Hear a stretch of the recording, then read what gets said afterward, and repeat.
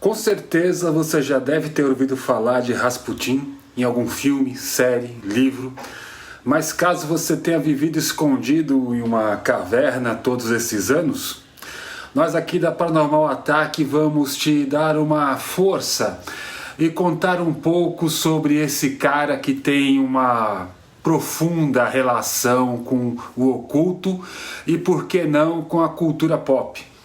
Essa figura com cara de vocalista de banda de metal se chama Grigori Yefimovich Rasputin e ele foi um famoso ocultista na Rússia, numa época em que a Rússia era um império e lá o imperador se chama Czar. Rasputin se considerava mais do que um ocultista, ele se achava um homem santo, no sentido de ser uma pessoa, não no sentido de ser uma pessoa caridosa que se importa com o próximo, mas sim no sentido de ser superior espiritualmente a qualquer outra pessoa, como ele tinha a absoluta certeza de que era santo. E aí não sabemos se isso era puro charlatanismo da parte dele ou se ele realmente acreditava que era santo.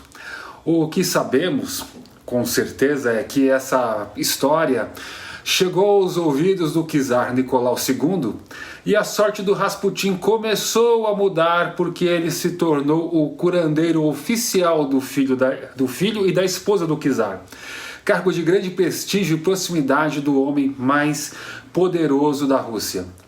Rasputin na corte do czar foi claramente um golpe de sorte e lá ele fez o seu melhor, vender a ideia de que ele era um santo, e essa ideia dividiu a nobreza. Metade achava que ele era santo e profeta, e a outra metade um golpista que tentava manipular o czar. Porém, houve um fato que fez o Rasputin cair de vez nas graças do czar.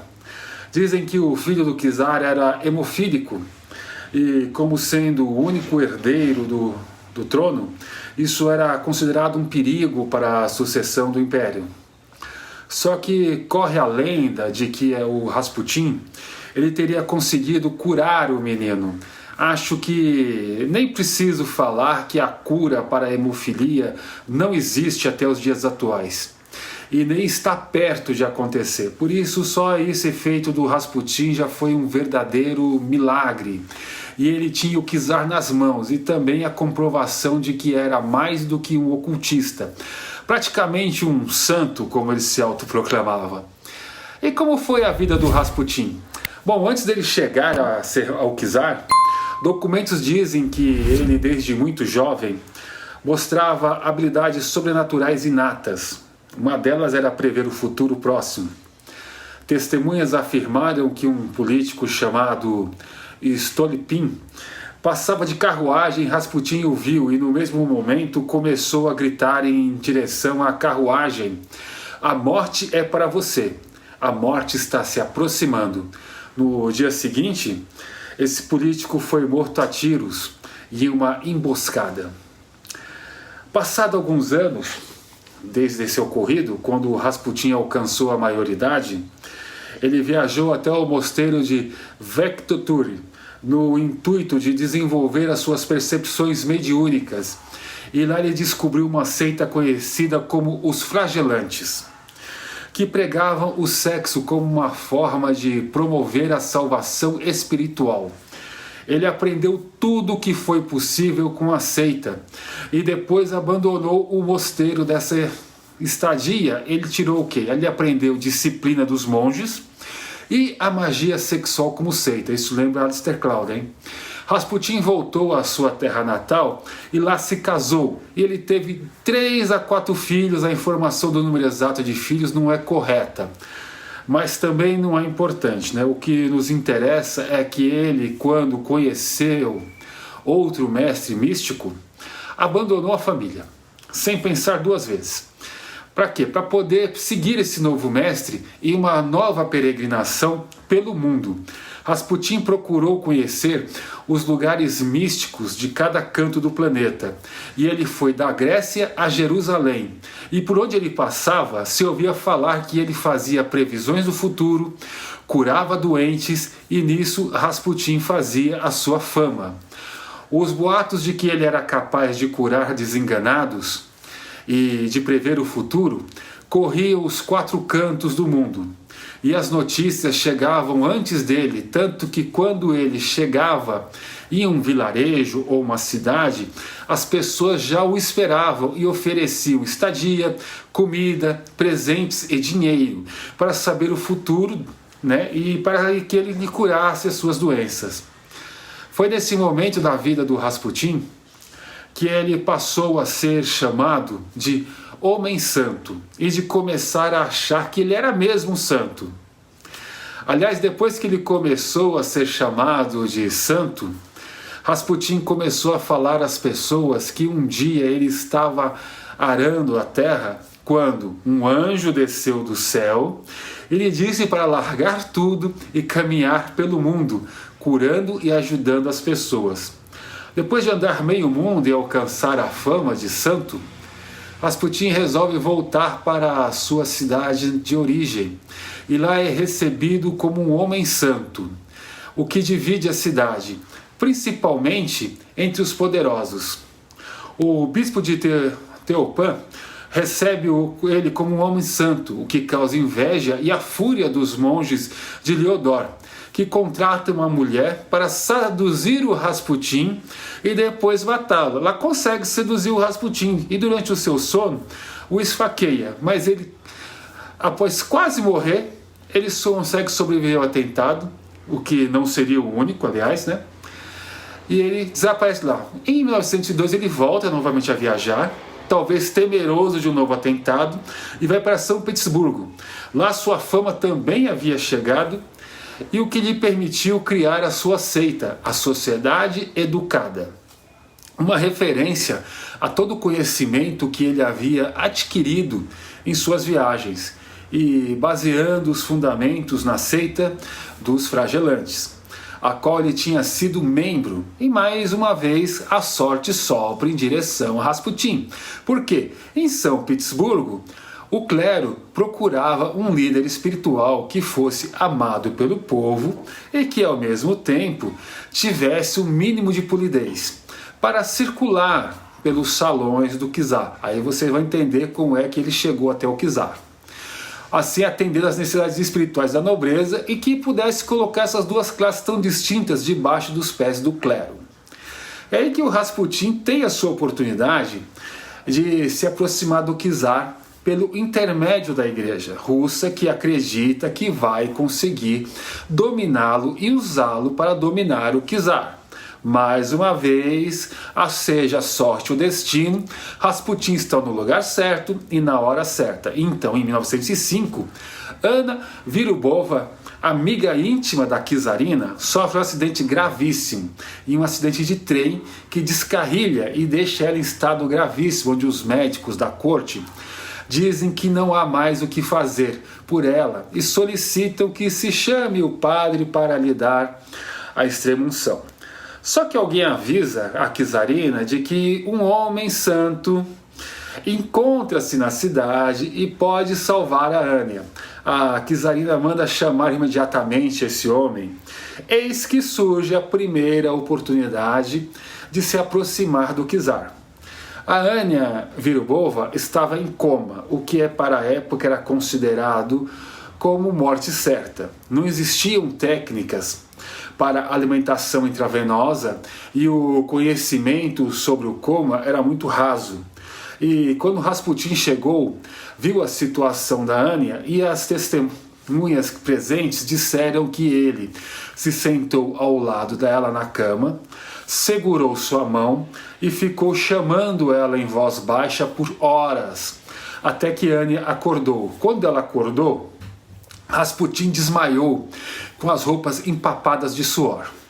E foi através da Ania que se sentiu profundamente agradecida por ter sua vida salva, que fez com que corresse os 4 cantos da Rússia a notícia de que Rasputin era um místico, um homem santo. E foi assim que o Rasputin chegou até o czar e se tornou o médico particular do herdeiro do império. Porém, Rasputin, mesmo com toda essa fama e capacidade de curar através de um mantra ou oração que ele sempre proferia em uma língua desconhecida, e ainda salvando a vida do filho do czar, não foi o suficiente para agradar o imperador. Isso aconteceu porque o czar não gostava da vida de libertinagem do Rasputin. E havia outro motivo, né? O czar tinha ciúmes do Rasputin com a czarina, que tinha verdadeira adoração pelo monge libertino. E o que indica as fontes da época eram muito próximos. O czar enciumado, mas não podendo dar cabo do Rasputin, porque ele era o único capaz de cuidar da doença do seu filho, resolveu presenteá-lo, por assim dizer, com uma passagem só de ida para a Sibéria. O czar achou que estava tudo resolvido, mandando o Rasputin embora. Porém, seu filho, herdeiro do trono, ficou novamente doente e a czarina não pensou 2 vezes. Passou por cima do czar e mandou um telegrama para o Rasputin voltar e ajudá-la mais uma vez. Só que o Rasputin respondeu o telegrama dizendo que o filho dela ia melhorar assim que ela recebesse o telegrama dele. E foi o que aconteceu. O menino melhorou assim que o telegrama de Rasputin chegou às mãos da czarina. Quando o czar Nicolau II ficou sabendo do ocorrido pela própria esposa, mandou trazer o Rasputin imediatamente para o palácio. Ele foi recebido com honras e com a gratidão do czar, que afirmou publicamente que ele era um homem santo. E da confiança do czar. Nisso, Rasputin passou a ser mais poderoso que o chefe da Igreja Ortodoxa da Rússia. E, com certeza, não agradou a muita gente. E onde o poder e a inveja do Rasputin passou a atender nobres em consultas privadas e ao povo também, demonstrando prodígios e curas, ficando cada vez mais famoso e influente. O que desagradou ao príncipe Félix Yusupov e a vários políticos, não só pelo poder que ele estava acumulando, mas também as mulheres que ele conquistava. A sorte do Rasputin começou a mudar quando, em 1915, ano da Primeira Grande Guerra, o czar deixou o trono para comandar os exércitos e aumentar a moral das tropas, e Rasputin aproveitou a ausência do czar para aumentar o seu poder. Num belo dia ele se embriagou e acabou falando demais, né? Começou a falar aos berros que é ele que mandava no czar e na Rússia. Lógico que ele ia se dar mal, né? E para fechar com chave de ouro, correu o boato de que ele e a czarina estavam tendo um caso. O czar volta à Rússia, encontra um verdadeiro caos, o povo passando fome, a czarina com a honra manchada, Rasputin vivendo numa verdadeira orgia de álcool e mulheres, ou seja, o inferno sobre a terra. E tudo o que os seus inimigos precisavam para justificar dar um fim nele, estava ali. O príncipe Yusupov viu a oportunidade de ouro de se livrar do Rasputin, e sem consultar o czar, com receio de que ele fosse contra, né? O príncipe se reuniu com alguns políticos e oficiais de alto escalão das Forças Armadas para dar fim no monge devasso. O príncipe Félix armou um plano, um jantar para o Rasputin no palácio do príncipe, com a desculpa que a esposa do príncipe desejava se consultar com o mago.